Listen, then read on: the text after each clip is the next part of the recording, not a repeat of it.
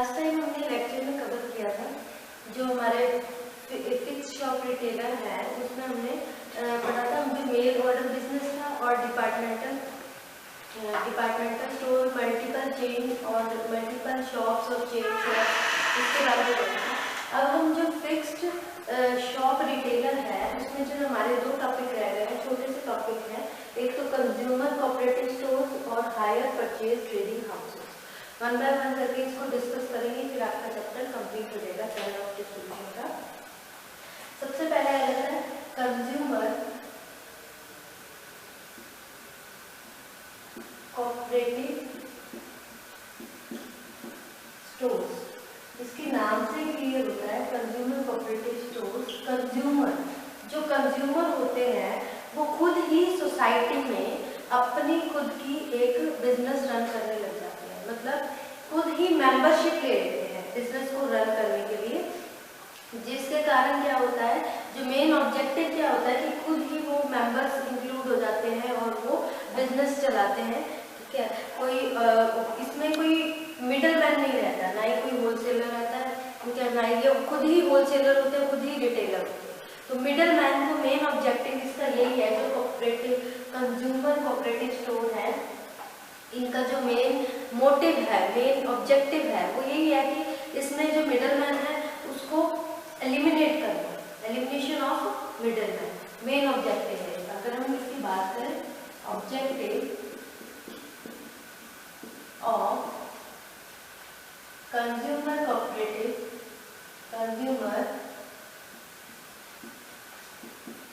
Cooperative stores to eliminate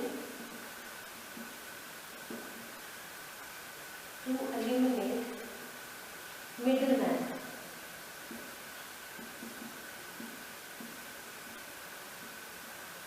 ठीक है, main इसका यही ऑब्जेक्टिव है, क्यों ये चलाते हैं। अब इसमें क्या होता है, जो बिजनेस को रन करने के लिए किसकी रिक्वायरमेंट होती है, कैपिटल की रिक्वायरमेंट होती है। Capital is required to run the business, capital to run the business। अब जो कैपिटल है वो कहाँ से आएगी, जो भी इस कोऑपरेटिव सोसाइटी, जो कोऑपरेटिव स्टोर्स हैं, इसके मेंबर्स हैं, वो इसमें कैपिटल शेयर करते हैं। ठीक है, अब जो कंज्यूमर है कोऑपरेटिव स्टोर के, ठीक है, उसमें वो क्या करते हैं, बल्क में होलसेल रेट पे परचेजिंग करते हैं। बल्क में जो भी गुड्स उनको चाहिए, उनकी रिक्वायरमेंट का, वो होलसेल पे परचेज कर लेते हैं। वो परचेज करने के बाद क्या करते हैं, रिटेलर को वो होलसेल पे परचेज करते हैं। जो कंज्यूमर है, कंज्यूमर खुद के ही मेंबर है, तो उनको क्या करते हैं, रिटेल पे वो सेल करते हैं, उसकी सेलिंग करते हैं। ठीक है, अब जो इसमें जो बिजनेस है, इस बिजनेस एक्टिविटी में जितना भी ये बिजनेस जो हमारा कंज्यूमर कोऑपरेटिव सोसाइटी स्टोर है, इसमें जितना भी जो प्रॉफिट होता है, वो profit as a bonus sharing between members of cooperative stores। ठीक है, अब जो प्रॉफिट मिला है, जो बिजनेस के थ्रू जितना भी प्रॉफिट अर्न किया है, वो एज ए बोनस की तरह उसकी शेयरिंग करते हैं किसके बीच में, जो जितने भी मेंबर हैं इस कोऑपरेटिव सोसाइटी, इस कोऑपरेटिव स्टोर के। ठीक है, वो आपस में क्या करेंगे, शेयरिंग करेंगे, क्योंकि और तो कोई है नहीं, वही अपना बिजनेस चला रहे हैं, उनका प्रॉफिट जो उनसे मिल रहा है। ठीक है, और जो कैपिटल है, जो बिजनेस में कैपिटल लगानी है, वो भी कौन लगाता है, वो भी ये मेंबर्स लगाते हैं। मतलब कि मेंबर्स खुद ही इंक्लूड हैं अपने बिजनेस को रन करने के लिए, तो वो खुद ही कैपिटल की इन्वेस्टमेंट करेंगे और खुद ही शेयरिंग करेंगे, जितना भी प्रॉफिट है उसका बोनस है, शेयरिंग करेंगे अपने मेंबर्स के लिए। अब हम बात करें इसके एडवांटेजेस की।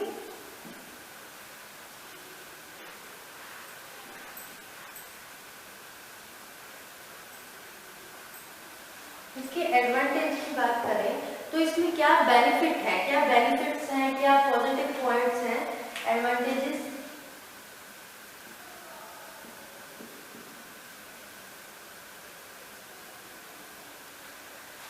सबसे पहले तो ये कंज्यूमर को बेटर क्वालिटी का, अच्छी क्वालिटी का प्रोडक्ट अवेलेबल करवाता है eight reasonable price. Better quality product, better quality product available at reasonable price। General price पे अच्छी क्वालिटी का प्रोडक्ट अवेलेबल होता है, क्योंकि इसमें देखो अब कोऑपरेटिव कंज्यूमर कोऑपरेटिव स्टोर है, इसमें जो कस्टमर कौन है, वो कस्टमर और ऑनर वो खुद ही कंज्यूमर ही है, ठीक है। उन्होंने ही अपने जो प्रोडक्ट है खुद ही मंगवाने और खुद आपस में ही उसको यूज करना है। तो वो अच्छी क्वालिटी का प्रोडक्ट है, क्या करते हैं, जो होलसेलर है होलसेलर से होलसेलर रेट पे परचेज करके रिटेलर रेट पे उसको सेल करते हैं, ताकि उसमें से कुछ बेनिफिट भी आ जाए और उसमें जो प्राइस है वो भी रीजनेबल होती है, वो बहुत ज़्यादा हाई लेवल पे उसके प्राइसेस नहीं जाते, क्योंकि उन्होंने मेंबर्स ने खुद यूज करने हैं वो प्रोडक्ट, खुद मंगवा के खुद यूज करने हैं आपस में, ठीक है। अब इसमें क्या होता है, इसमें क्या होता है, मेंबर्स जो इकोनॉमिक सिक्योरिटी, नेक्स्ट एडवांटेज की बात करें तो वो है इकोनॉमिक सिक्योरिटी। इकोनॉमिक सिक्योरिटी अगर हम इसमें डिस्कस करें तो सारे जो मेंबर्स हैं, ठीक है, वो आपस में वही मेंबर्स हैं जो बिजनेस को चला रहे हैं, जो बिजनेस रन कर रहे हैं, बिजनेस एक्टिविटी भी वो कर रहे हैं। तो इसके अंदर जो कैपिटल इन्वेस्टमेंट हो रही है, कैपिटल की इन्वेस्टमेंट हो रही है, या फिर कैपिटल में जो बोनस है, बोनस प्रॉफिट है, उसकी शेयरिंग हो रही है, वो भी कौन कर रहे हैं, वही कंज्यूमर कर रहे हैं, जो खुद प्रोडक्ट यूज कर रहे हैं, वही प्रोडक्ट मंगवा रहे हैं, खुद ही बिजनेस रन कर रहे हैं, खुद ही ऑपरेट कर रहे हैं और खुद ही कस्टमर है, यानी ऑपरेशन जो बिजनेस है उसका ऑपरेशन ऑपरेट भी खुद कर रहे हैं बिजनेस को, और उसको यूज भी, प्रोडक्ट को यूज भी खुद कर रहे हैं, ठीक है। तो इसमें ये बता रखा है कि इसमें इकोनॉमिक सिक्योरिटी, अब जो भी कैपिटल इन्वेस्ट कर रहे हैं उसमें सिक्योरिटी रहेगी, क्योंकि मेंबर कौन से हैं, जो रन कौन कर रहा है बिजनेस, कस्टमर खुद ही रन कर रहा है बिजनेस, तो इसलिए जो कैपिटल है, जो भी इन्वेस्टमेंट कर रहे हैं उसकी सिक्योरिटी रहेगी। ऐसा नहीं कि कोई चीट कर लेगा, कि कोई अगर प्रोडक्ट किसी को अवेलेबल करवा दिया और उसमें उसकी जो पेमेंट है उसने नहीं की तो वो पेमेंट नहीं देगा, ऐसा नहीं, क्योंकि वो खुद ही ऑनर है और खुद ही कस्टमर है, ठीक है। और उसमें नेक्स्ट जो इसके एडवांटेज की बात की जाए, इसके अंदर जो ओवरहेड एक्सपेंसेस है वो लो होते हैं, ओवरहेड एक्सपेंसेस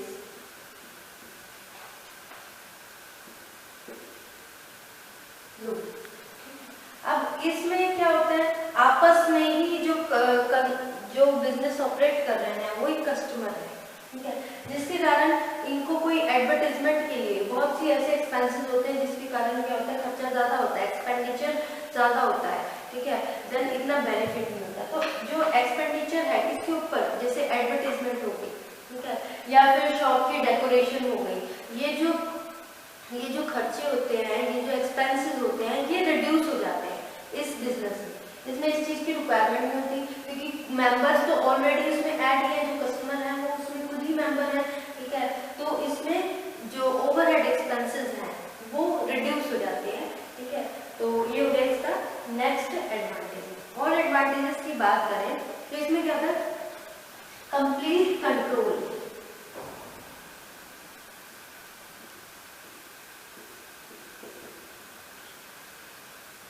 जो कंट्रोल होता है वो कस्टमर का, ठीक है, बाय कस्टमर का पूरा कंट्रोल होता है, क्योंकि बिजनेस एक्टिविटी भी वही कर रहा है, ठीक है, और जो प्रोडक्ट है, एक्चुअल प्रोडक्ट जो यूज कर रहा है वो भी वही कर रहा है, तो उसमें पूरा कंप्लीट कंट्रोल है, ठीक है, जो भी बिजनेस रन करते हैं, ठीक है। तो इसमें ऐसा कुछ नहीं है कि किसी चीज का लॉस हो जाएगा, ठीक है। और इसमें जो प्रोडक्ट जिनके साथ डील करते हैं वो भी जनरल प्रोडक्ट्स होते हैं, कोई ऐसा नहीं कि हैवी प्रोडक्ट्स के साथ डील कर रहे हैं, जनरल जो बेसिक डेली यूज के प्रोडक्ट्स होते हैं उसके साथ डील करते हैं। जैसे फॉर एग्जांपल बहुत से ऐसे होते हैं जो व्हाट्सएप पे इस तरह से ग्रुप बना देते हैं कि हाँ हमारे पास ये टेक्निकल थिंग्स के टेक्निकल जैसे कोई एसेसरी है, मोबाइल की एसेसरी हो गई, ठीक है, जो डेली यूज में किचन के प्रोडक्ट्स हो गए वो यूज होते हैं, इस तरह से वो मोबाइल में ग्रुप बन जाता है। तो उनका ग्रुप होता है, जो प्रोडक्ट उनके पास अवेलेबल होता है वो उसकी पिक्स उसमें डाल देते हैं व्हाट्सएप पे, ठीक है। अब वो व्हाट्सएप से जितने मेंबर उनके साथ एडअप है तो वो कस्टमर है, ठीक है। तो वहां से बहुत इजी हो जाता है, पूरा कंट्रोल होता है कस्टमर का रिगार्डिंग द बिजनेस एक्टिविटी को ऑपरेट करने में कस्टमर का भी पूरा कंट्रोल होता है। ऐसा नहीं कि कुछ भी उनको कोई भी जो भी प्रोडक्ट है वो जेन्युइन प्रोडक्ट भी मिलेगा उनको और रीजनेबल प्राइस पे अवेलेबल होगा। उसके बाद बात करते हैं हम इसके डिसएडवांटेजेस की। अब इसके एडवांटेजेस हैं तो कुछ डिसएडवांटेज भी होंगे।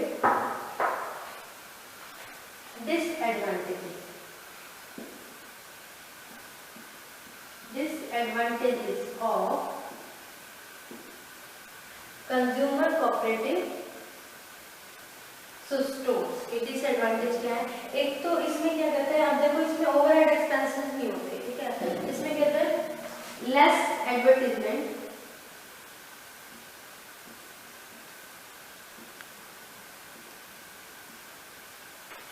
कम एडवर्टीजमेंट होती है, ठीक है, लेस सेल्समैनशिप,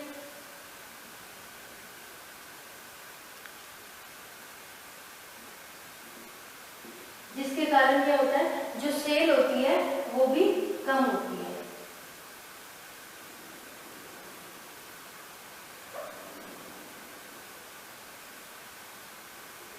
या फिर कम होती है या रिड्यूस हो जाती है, क्योंकि जो एडवर्टीजमेंट है, ठीक है, किसी भी चीज की कोई पब्लिसिटी करते हैं, एडवर्टीजमेंट करते हैं तो वो चीज उसकी सेल बढ़ जाती है, ठीक है, जो कस्टमर है वो अट्रैक्ट होता है। अब इसमें ये जो कंज्यूमर कोऑपरेटिव स्टोर है इसमें वही कस्टमर है वही ऑपरेट करने वाले हैं, तो इसमें ये इसको एक तरह से ऐसा लगता है कि ये ओवरहेड जो एक्सपेंसेस है ये ओवरहेड है, तो इसको नहीं किया जाता, यहाँ पे एडवर्टीजमेंट की रिक्वायरमेंट नहीं होती। तो सेल्समैनशिप मतलब कि जो उस प्रोडक्ट को बेचने में, सेल करने में, ठीक है, हेल्पफुल होता है, उसको सेल्समैनशिप भी इसमें नहीं होती, ठीक है। सब आपस में ही कस्टमर है, आपस में ही सेल्समैनशिप है, तो अलग से नहीं होती, तो जिसके कारण ऐसा नहीं कि सेल ज्यादा हो, सेल होती है वो छोटे लेवल पे होती है, वो हायर लेवल पे नहीं होती। अब इसमें क्या होता है, इसमें हर तरह जो कस्टमर है वही ओनर है, ठीक है। अब ये नहीं पता जो कस्टमर है वही ओनर है, उसमें एक्सपीरियंस है या नहीं है, लैक ऑफ एबिलिटी बिजनेस को रन करने की, ठीक है, लैक ऑफ एक्सपीरियंस, इसलिए ये नहीं पता कि वही कस्टमर है और वही बिजनेस को ऑपरेट कर रहा है, तो उसमें उतनी एबिलिटी है बिजनेस एक्टिविटी को रन करने की या नहीं, उतना एक्सपीरियंस है या नहीं है, और इसमें क्या है बिजनेस ट्रेनिंग उसमें ली है या नहीं है, बिजनेस ट्रेनिंग, क्योंकि अगर ये सब चीजें नहीं होगी तो उसको नहीं पता how to manage all the business activities, कैसे मैनेज करेगा वो सारी बिजनेस एक्टिविटीज,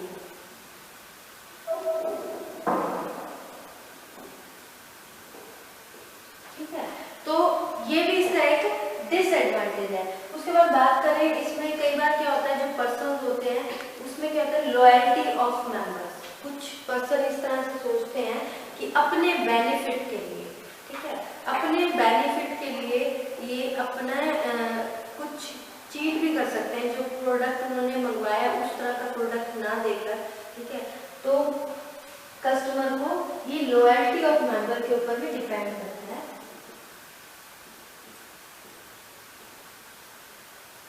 एक बिजनेस को रन करने के लिए जितने भी मेंबर्स हैं जो कि शेयर्स अपने कंज्यूमर कोऑपरेटिव स्टोर्स में अपने शेयर्स उन्होंने इन्वेस्टमेंट की है, कैपिटल इन्वेस्टमेंट की है, शेयर्स हैं जिनके, अब उनमें लॉयल होना बहुत ज़रूरी है। ऐसा नहीं कि वो अपने बेनिफिट के लिए कस्टमर को चीट करें, ठीक है। तो ये कई बार इस तरह से भी हो जाता है, अपना बेनिफिट देखते हैं कि हाँ ये हमारे लिए ये चीज़ बेनिफिशियल है, तो हम ये एक तरह का डिसएडवांटेज है, क्योंकि इसमें कितने सारे कस्टमर्स होते हैं जो रन करते हैं अपना बिजनेस, ठीक है। तो इसमें ये इसके डिसएडवांटेजेस हो गए। ये हो गया हमारा कंज्यूमर कोऑपरेटिव स्टोर। जो इसमें आपका लास्ट टॉपिक रह गया वो है hire purchase trading houses. Hire purchase trading houses ये छोटा सा टॉपिक है आपका इसका। उसके बाद आपका ये जो चैप्टर है चैनल ऑफ डिस्ट्रीब्यूशन ये फिनिश हो जाएगा।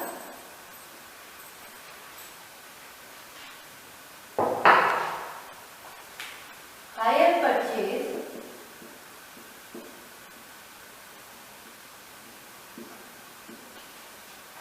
Trading houses. अब इसकी बात करें, ये सबसे पहले तो फिक्स्ड शॉप रिटेलिंग की टाइप, ठीक है, जो कि फिक्स्ड शॉप रिटेलिंग की क्या टाइप है। इसमें क्या होता है, अगर कोई गुड परचेज करना चाहता है, ठीक है, मान लो किसी ने कोई लग्जरी आर्टिकल परचेज करना है, तो उसके पास इतना क्रेडिट फैसिलिटी अवेलेबल नहीं है।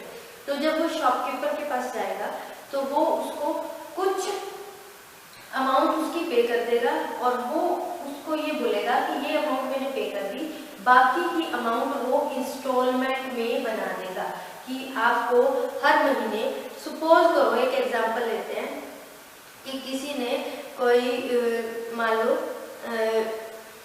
वॉशिंग मशीन परचेज करी। वॉशिंग मशीन परचेज करने पे मान लो वो जो वॉशिंग मशीन है वो fully automatic washing machine purchase करी। अब वो परचेज की, वो मान लो पड़ी 30,000 की पड़ी या फिर 35, कितने भी नियर अबाउट अप्रॉक्सीमेट कितने की पड़ी, ठीक है। अब उस वॉशिंग मशीन को उसको पेमेंट करनी है तो उसकी इंस्टॉलमेंट बना देंगे। जिस जैसे उसकी एबिलिटी है कि वो हर मंथ कितनी 1000 रुपीज पे कर सकता है, 2000 कर सकता है, जिस तरह से भी कितने ईयर, एक पीरियड के लिए पीरियोडिकली इंस्टॉलमेंट प्रिपेयर हो जाती है। इसमें पीरियोडिकली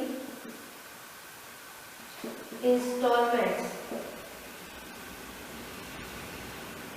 ठीक है।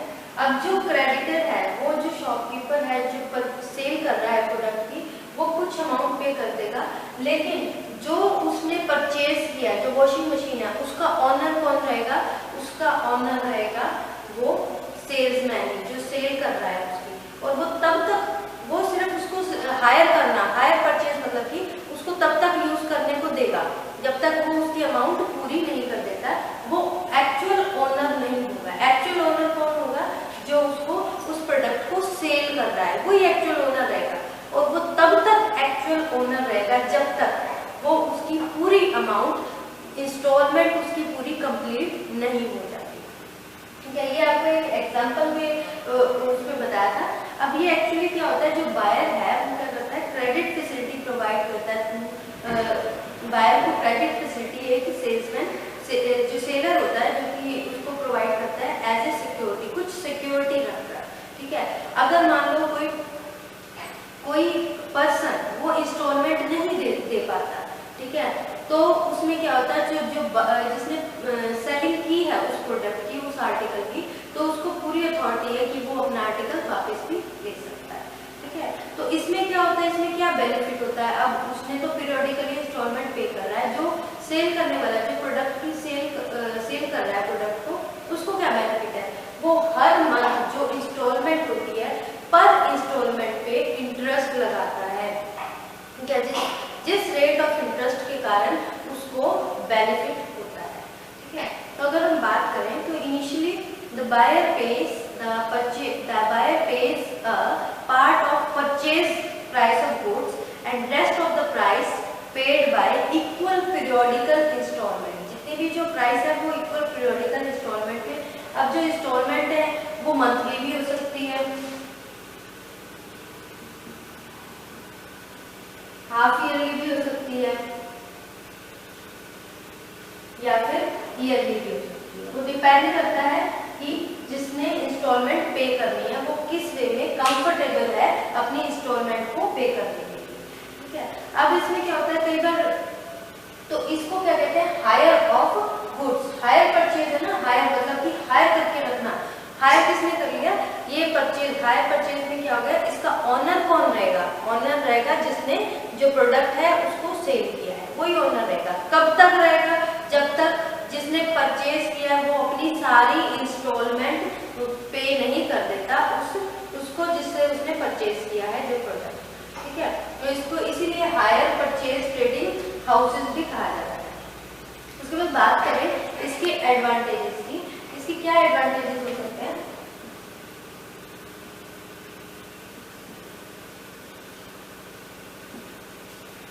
इसमें जो एक फैसिलिटी प्रोवाइड हो जाती है जो कि लग्जरी आइटम, लग्जरी जो आर्टिकल्स है उसको परचेज करने के लिए, जिनके पास ज्यादा कैपिटल नहीं है तो वो लग्जरी आइटम, लग्जरी आर्टिकल्स को भी परचेज कर सकते हैं, ठीक है।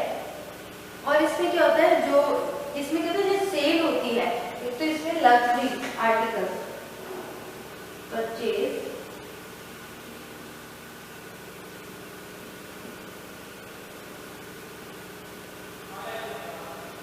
लग्जरी आर्टिकल, मतलब कि कॉमन मैन भी एक लग्जरी आर्टिकल परचेज कर सकता है, जैसे टीवी हो गया, रेफ्रिजरेटर हो गया, स्कूटर हो गया, कोई कन्वेंस का साधन है, कार हो गई, इस तरह से वो ये सब परचेज कर सकता है। और इसमें कहते हैं जो सेल होती है वो क्या होती है, परचेज, जो सेल होती है वो इंक्रीज हो जाती है,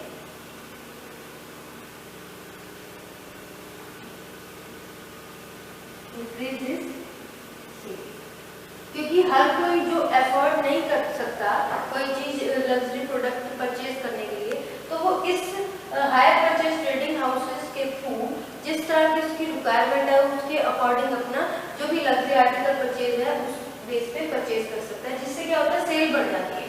अब देखो आजकल हर चीज इंस्टॉलमेंट पे अवेलेबल है, कोई भी चीज परचेज करनी है तो ऐसा नहीं कि आपके पास जितनी अमाउंट की वो चीज है उतना कैपिटल आपके पास हो, अगर नहीं है आप आज जाके आपको मोबाइल लेना है, कोई भी अच्छा मोबाइल लेना है 30,000 40,000 का, तो आप इजीली परचेज कर सकते हैं on the basis of hire purchase trading houses के थ्रू, क्योंकि इसमें इंस्टॉलमेंट बन जाती है, इंस्टॉलमेंट आप इजीली पे कर सकते हैं, उसमें जो मनी है जो कैपिटल है वो डिवाइडेड फॉर्म में आप उसको जिससे परचेज किया उसको अवेलेबल करवा सकते हैं, जिसके कारण क्या होता है जो सेल है, जो मिडिल मैन है, जो मिडिल क्लास मैन है वो भी उसको परचेज कर सकता है, तो सेल को एनहांस कर सकता है।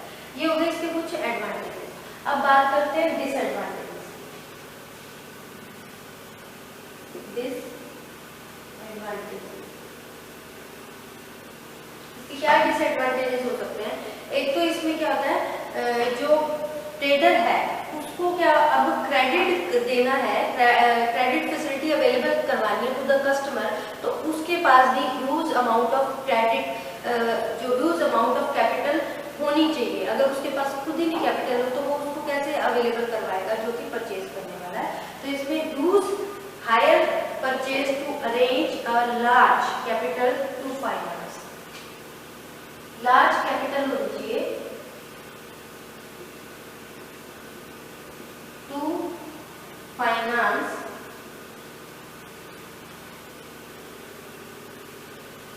कस्टमर,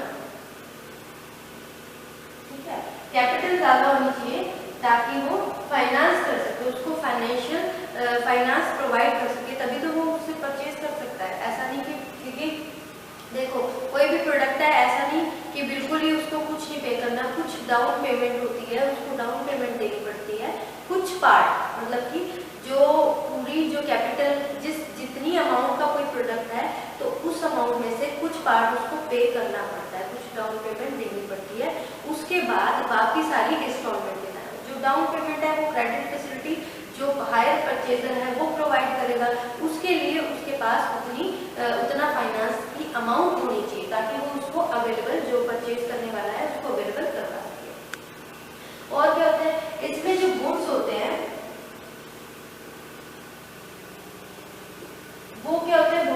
एक्सपेंसिव होते हैं, एक्सपेंसिव पड़ते हैं देन एक्चुअल कॉस्ट। जो एक्चुअल कॉस्ट होती है ना उससे ज्यादा एक्सपेंसिव पड़ते हैं टू द कस्टमर। क्यों पड़ते हैं उनको ज्यादा एक्सपेंसिव? क्योंकि वैसे परचेज करो तो जितनी उसकी अमाउंट का है, कोई भी चीज है, अगर मान लो कोई भी चीज अवेलेबल है 10,000 में, 10,000 में अवेलेबल है, तो उसका 10,000 के अकॉर्डिंग जो भी सिस्टम बनता है, अगर एक बार भी पेमेंट कर दी तो वो उतने की ही पड़ेगी। लेकिन अगर मान लो उसकी पहले डाउन पेमेंट दे दी, इंस्टॉलमेंट में बनानी है, डाउन पेमेंट दे दी, और हर मंथ की कोई भी मतलब इंस्टॉलमेंट जैसे मंथली बनाई है, ईयरली या फिर हाफ ईयरली, अगर मंथली भी है तो उस इंस्टॉलमेंट पे रेट ऑफ इंटरेस्ट भी लगेगा। और वो rate of interest according to जो पॉलिसी है, जहाँ से भी जो चीज परचेज कर रही है उसके ऊपर डिपेंड करता है कि किस तरह की पॉलिसी, कितना % रेट ऑफ इंटरेस्ट लगेगा। ठीक है, तो रेट ऑफ इंटरेस्ट इसमें एड अप हो जाता है, जिसके कारण जो एक्चुअल कॉस्ट होती है ना, अगर हम एक बार में उतनी ही अमाउंट दे देंगे तो उतनी ही पड़ेगी, लेकिन अगर हम रेट ऑफ इंटरेस्ट के साथ इंस्टॉलमेंट को काउंट करेंगे तो वो उससे ज्यादा महंगा पड़ेगा। ठीक है, तो ये इसके कुछ डिसएडवांटेजेस हैं। अब ये हमारा टॉपिक था हायर परचेज ट्रेडिंग हाउसेस। ये हमारा चैनल ऑफ डिस्ट्रीब्यूशन चैप्टर हो गया कंप्लीट। इसमें क्या होता है, इसमें बहुत सारे क्वेश्चन कवर होते हैं, ये बहुत इंपॉर्टेंट चैप्टर है। रिटेलर क्या होता है, होलसेलर क्या होता है, ठीक है, इनके बीच में डिफरेंसेस आ जाते हैं, what is difference between retailer and wholesaler, ठीक है, डिपार्टमेंटल स्टोर एंड सुपरमार्केट्स में क्या डिफरेंट है, ठीक है, मल्टीपल शॉप्स में क्या डिफरेंस है, मल्टीपल शॉप्स और डिपार्टमेंटल स्टोर में क्या डिफरेंस है, इस तरह से इसमें डिफरेंसेस बहुत आते हैं। ठीक है, तो ये चैप्टर बहुत इंपॉर्टेंट है, जो इसमें डिफरेंस है वो जरूर कर लेना, और इनके एडवांटेजेस डिसएडवांटेजेस। ये चैप्टर बहुत ईजी है, इसको अच्छे से, क्योंकि कोई सारे ही इंपॉर्टेंट है, इसमें रिटेलर भी इंपॉर्टेंट है, होलसेलर भी इंपॉर्टेंट है, ठीक है, और इसमें जो types of fix shop retailer थे, ठीक है, इटिनेरेंट रिटेलर थे, ये सब इंपॉर्टेंट है। तो इसको सब डिटेल से अच्छे से पढ़ लेना, इसमें से आपका क्वेश्चन कवर होता ही होता है। ठीक है, कई बार फिलअप्स में भी आ जाते हैं बहुत सारे क्वेश्चन, तो डिफरेंस भी आ जाते हैं, डिफरेंस बहुत इंपॉर्टेंट है, तो इसको पढ़ लेना। ये आपका जो चैप्टर है चैनल ऑफ डिस्ट्रीब्यूशन कंप्लीट हो गया। नेक्स्ट चैप्टर जो हम करेंगे, जो ड्रग हाउस मैनेजमेंट का चैप्टर है, वो हम नेक्स्ट लेक्चर में करेंगे। अभी तक इतना ही, ये आपका थर्ड टॉपिक का थर्ड चैप्टर कंप्लीट होगा। Thank you students.